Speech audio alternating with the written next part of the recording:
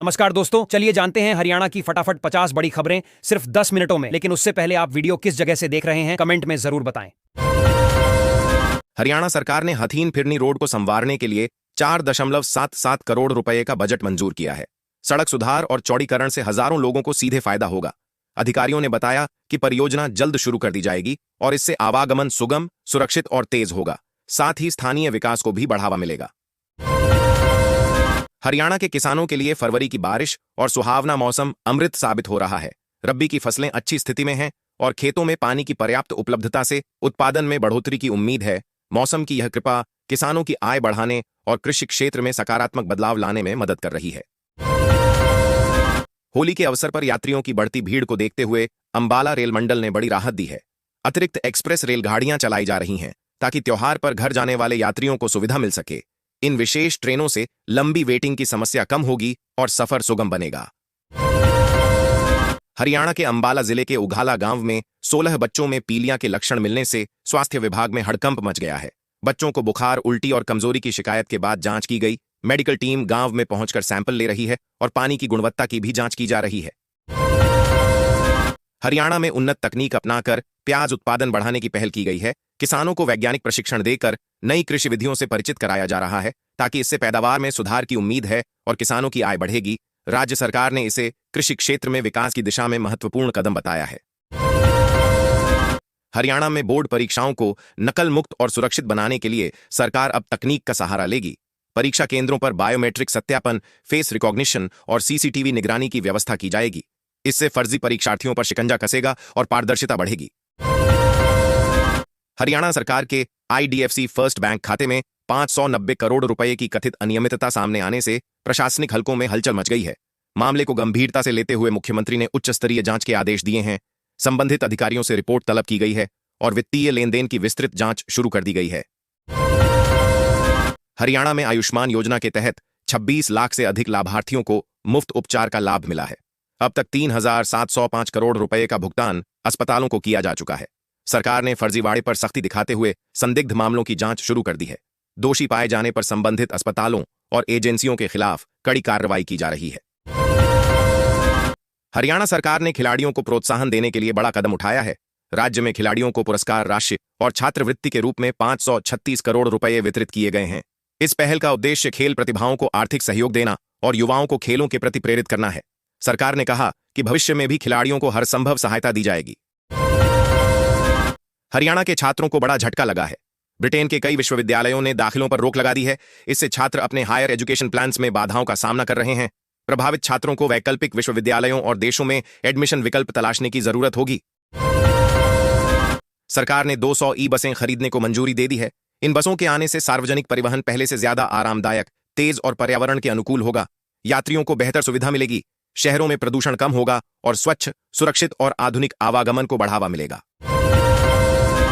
हरियाणा के पशुपालन एवं डेयरी मंत्री श्याम सिंह राणा ने बताया कि सरकार पशुओं के पॉलीक्लिनिक और अस्पतालों में आधुनिक मशीनें खरीदेगी। इससे पशुपालकों को सस्ते में इलाज मिलेगा और पशुओं की सेहत बेहतर होगी। परिणाम स्वरूप राज्य में पशुपालन क्षेत्र को बढ़ावा मिलेगा और आर्थिक लाभ बढ़ेगा। हरियाणा विधानसभा का बजट सत्र आज से शुरू हो रहा है। सदन की शुरुआत राज्यपाल के अभिभाषण पर चर्चा से होगी। इस सत्र में विधायकों के सवालों और विभिन्न मुद्दों पर हंगामे की संभावना जताई जा रही है। बजट सत्र में वित्तीय और नीतिगत प्रस्तावों पर गहन चर्चा होने की उम्मीद है। एनजीटी ने सरकार की उस नीति पर चिंता जताई है जिससे विकास के नाम पर पर्यावरण संरक्षण की अनदेखी की जा रही है। एनजीटी ने संकेत दिया कि कुछ परियोजनाओं में पर्यावरणीय नियमों का पालन पर्याप्त नहीं हो रहा और इसे सुधारने की आवश्यकता है ताकि विकास और पर्यावरण संतुलन बना रहे। हरियाणा के सरकारी अस्पतालों में मेडिकल और पैरामेडिकल स्टाफ के लगभग 6,000 पद खाली पड़े हैं, जिससे स्वास्थ्य सेवाओं पर असर पड़ रहा है। राज्य सरकार ने स्थिति को गंभीरता से लेते हुए जल्द भर्ती प्रक्रिया शुरू करने का निर्णय लिया है। स्वास्थ्य विभाग के अनुसार पारदर्शी प्रक्रिया के तहत योग्य अभ्यर्थियों की नियुक्ति कर अस्पतालों में स्टाफ की कमी दूर की जाएगी। ट्रेन नंबर 12,476 कटरा हापा एक्सप्रेस में यात्रियों से अवैध वसूली करने वाले आरोपी को संयुक्त कार्रवाई में गिरफ्तार कर लिया गया। आरपीएफ और जीआरपी की टीम ने शिकायत मिलते ही छापेमारी की। तलाशी के दौरान आरोपी के पास से नकदी बरामद हुई। उससे पूछताछ जारी है और आगे की कानूनी कार्रवाई की जा रही है। हरियाणा में प्रशासनिक सुधार आयोग की सभी सिफारिशें लागू कर दी गई हैं। इसके तहत ई गवर्नेंस और डिजिटल सिस्टम को मजबूत बनाया गया है, जिससे सरकारी कामकाज में तेजी आई है। विभागों के बीच प्रक्रियाओं को डिजिटलीकृत करने से पारदर्शिता बढ़ी है और नागरिकों को सेवाओं तक सरल और त्वरित पहुंच मिलने लगी है। हरियाणा में अनुराग ढांडा ने आरोप लगाया कि भाजपा सरकार युवाओं को पंजाब का बताकर फर्जी ज्वाइनिंग करवा रही है। उन्होंने कहा कि सरकारी आंकड़ों में हेर-फेर किया जा रहा है ताकि भर्तियों और रोजगार के वास्तविक आंकड़ों को छिपाया जा सके। यह कदम युवाओं के अधिकार और पारदर्शिता के लिए चुनौतीपूर्ण है। हरियाणा में दूषित पानी के कारण बच्चों सहित 12 लोगों की मौत हो गई। घटना के बाद स्वास्थ्य विभाग ने तत्काल जांच शुरू कर दी है। प्रभावित इलाके में पानी की गुणवत्ता की जांच और जरूरी स्वास्थ्य उपाय किए जा रहे हैं। अधिकारियों ने जनता को सुरक्षित पानी उपयोग करने की चेतावनी दी है। हरियाणा के स्कूलों में AI एजुकेशन की शुरुआत कर दी गई है। अब तीसरी से 12वीं कक्षा तक के छात्र कृत्रिम बुद्धिमत्ता की पढ़ाई करेंगे। इससे बच्चों में तकनीकी समझ, समस्या समाधान और नवाचार क्षमता बढ़ेगी और उन्हें भविष्य की डिजिटल दुनिया के लिए तैयार किया जाएगा। होली के अवसर पर रेलवे ने 4 स्पेशल ट्रेनें चलाने की घोषणा की है। यात्रियों को अतिरिक्त सुविधा और समय पर सफर सुनिश्चित करने के लिए यह कदम उठाया गया है। रेलवे ने टिकट बुकिंग और यात्रा से जुड़े निर्देश जारी किए हैं ताकि पर्व के दौरान यात्रा सुगम और सुरक्षित हो सके। हरियाणा में स्वास्थ्य विभाग ने मेडिकल स्टोरों पर सख्त कार्रवाई की है। छापेमारी में 9 स्टोरों के लाइसेंस रद्द कर दिए गए। अवैध या नियमों के उल्लंघन वाले स्टोरों के खिलाफ यह कदम मरीजों की सुरक्षा और दवाओं की गुणवत्ता सुनिश्चित करने के लिए उठाया गया है। हरियाणा में SC और OBC छात्रों के लिए पोस्ट मैट्रिक छात्रवृत्ति पंजीकरण की अंतिम तिथि नजदीक है। 2025 से 26 सत्र के लिए पात्र विद्यार्थी 28 फरवरी 2026 तक ऑनलाइन आवेदन कर सकते हैं। इस छात्रवृत्ति से आर्थिक रूप से कमजोर छात्रों को पढ़ाई में मदद मिलेगी। फरीदाबाद के कैलगांव खंडावली फुट ओवर ब्रिज का निर्माण जल्द पूरा होने वाला है। 15 दिनों में तैयार होने वाले इस पुल से लगभग 15,000 ग्रामीणों को आवागमन में बड़ी आसानी होगी। स्थानीय लोगों को स्कूल, बाजार और कामकाजी क्षेत्रों तक सुरक्षित और तेज पहुंच सुनिश्चित होगी। हरियाणा में अपना घर पाने का सुनहरा मौका आया है। सरकारी हाउसिंग प्रोजेक्ट की बुकिंग फिर से शुरू हो गई है। इच्छुक लोग जल्द ऑनलाइन आवेदन करके घर बुक कर सकते हैं। योजना से मध्यम और कम आय वर्ग के परिवारों को किफायती आवास का लाभ मिलेगा। सोनीपत रेलवे स्टेशन का नवीनीकरण हो चुका है। होली के बाद यात्रियों को डिजिटल बोर्ड, आधुनिक वेटिंग लाउंज, हाईटेक सुविधा और बेहतर इंफ्रास्ट्रक्चर मिलेगा। अमृत भारत स्टेशन योजना के तहत स्टेशन को सुविधाजनक और आधुनिक बनाया गया है, जिससे यात्रियों का अनुभव आरामदायक और तेज होगा। हरियाणा के 13 रेलवे स्टेशन अब आधुनिक तकनीक से लैस होंगे। रेलवे प्रशासन ने 129.17 करोड़ रुपए की राशि स्वीकृत की है। इलेक्ट्रॉनिक इंटरलॉकिंग सिस्टम और डिजिटल सिग्नलिंग से यात्रियों को विशेष सुविधाएं मिलेंगी। ट्रेन संचालन सुरक्षित होगा और देरी कम होगी। यह कदम राज्य में रेल नेटवर्क को तेज और भरोसेमंद बनाएगी। फरीदाबाद नगर निगम ने स्वच्छ सर्वेक्षण 2026 की तैयारियां तेज कर दी हैं। नगर निगम टीम घर घर जाकर नागरिकों को कचरा अलग करने की सही विधि सिखाएगी। इसके तहत कचरे का सही संग्रह, रिसाइकलिंग और सफाई पर विशेष ध्यान दिया जाएगा। यह पहल शहर को स्वच्छ बनाने और उच्च रैंकिंग हासिल करने में मदद मिलेगी। नायब सैनी ने कहा कि हरियाणा पुलिस के आधुनिकीकरण पर 300 करोड़ रुपए खर्च किए जाएंगे।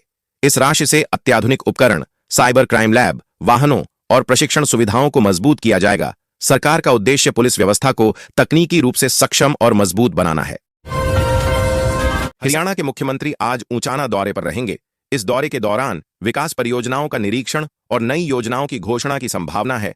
अधिकारियों का कहना है कि इससे क्षेत्र में विकास को नई रफ्तार मिलने की उम्मीद है और स्थानीय मुद्दों पर तेजी से काम होगा। अल फलाह यूनिवर्सिटी ने हरियाणा सरकार के खिलाफ हाई कोर्ट में याचिका दायर की है।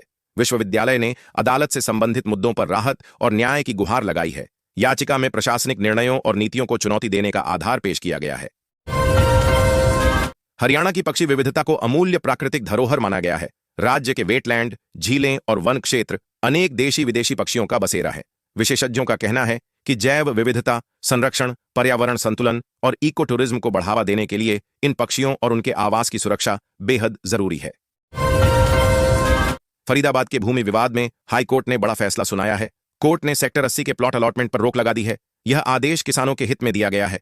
विवादित जमीन के मामलों में किसी भी तरह की नई खरीद फरोख्त फिलहाल नहीं होगी। हरियाणा में गोवंश मुक्त शहर बनाने का दावा करने के बावजूद सड़कों पर अभी भी गाय बैल दिखाई दे रहे हैं, जिससे वाहन चालकों के लिए खतरा बना हुआ है।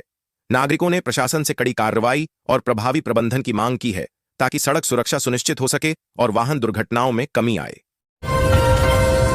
हरियाणा के खेड़ी बरकी गांव के किसान नरेश कुमार ने मंडियों में फसल के कम दाम मिलने से परेशान होकर अचार, मुरब्बा और चटनी का व्यवसाय शुरू किया।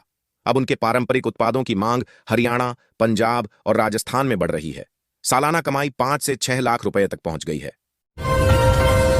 हरियाणा में किसानों को डिजिटल सुविधा देने के लिए एग्रीस्टैक वैनिटी वैन का शुभारंभ किया गया है।